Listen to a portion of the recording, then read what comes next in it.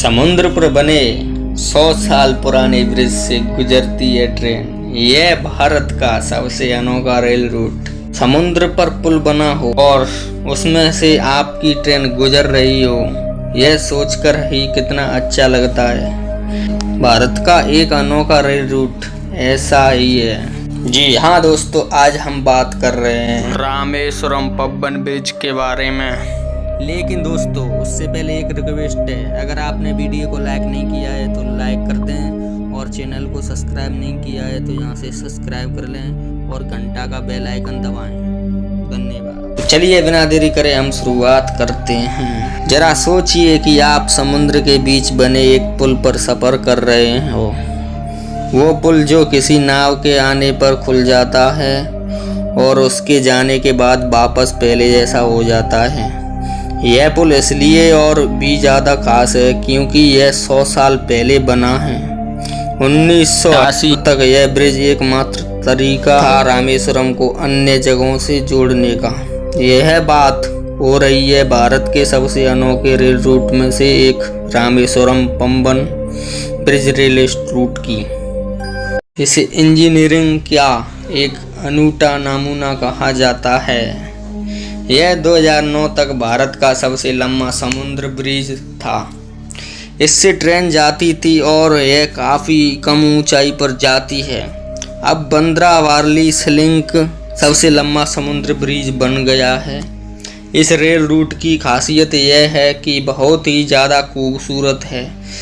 साथ ही इसे भारत के कुछ खतरनाक ब्रिज में से एक माना जाता है।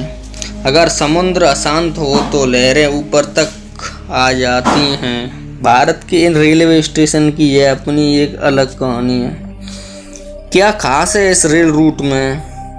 आपकी आंखें जहां तक देख सकेंगी वहां तक आपको सिर्फ नीला पानी दिखेगा। यह ट्रेन सफ़र आपको याद रखेगा। यह ब्रिज 2.5 किलोमीटर लंबा है और 1 मीटर चौड़ा है। क्योंकि यह ब्रिज इतना सकरा है इसलिए आपको ऐसा लगेगा कि ट्रेन पानी में ही चल रही है। यह एक एडवेंचर भरी यात्रा हो सकती है। यह ब्रिज 143 खंभों की मदद से समुद्र पर टिका हुआ है। यह अपने आप में किसी ट्रेवलर्स डेस्टिनेशन से कम नहीं है। रामेश्वरम तक पहुंचने के सबसे प्रसिद्ध मार्गों में से एक है। इस रेल रूट पर ज़्यादा ट्रेन नहीं जाती हैं, इसलिए आपको अपनी ट्रिप पहले से ही प्लान करनी होगी। टिकट बुक करवाने के बाद पहले ध्यान रखें, इस रेल रूट पर सफ़र करने का सबसे अच्छा तरीका है रामेश्वरम चेन्नई एक्सप्रेस के जरिए। यह शाम को 5 बजे हर रोज़ रामेश्वरम स्टेशन से गुजरती है। पब्बन जंक्शन एक और रेलवे स्टेशन है जहां से आप इस ट्रेन में चढ़ सकते हैं। ब्रिज को बनाने की शुरुआत 1911 में हुई थी और इसमें से पहली ट्रेन 1914 में 20 फरवरी को हुई थी। यह 2007 में बदल गया। इसे जर्मनी इंजीनियर डिजाइन किया है। इस ब्रिज के नीचे से करीब 10 से 15 नाव हर महीने गुजरती हैं। यह देखना एक बेहतरीन अनुभव है। यह ब्रिज 1964 के चक्रवात को झेल गया था। यह वह समय था जब लोगों को लगा था कि ना तो यह ब्रिज बचेगा, नहीं यहाँ से ट्रेन गुजर पाएगी। पास बसे गांव धनुषकोडी को इस चक्रवात ने पूरी तरह से तबाह कर दिया था। चक्रवात के दौरान एक बुरा ट्रेन एक्सीडेंट हुआ था। यह तेज हवाओं के कारण हुआ था।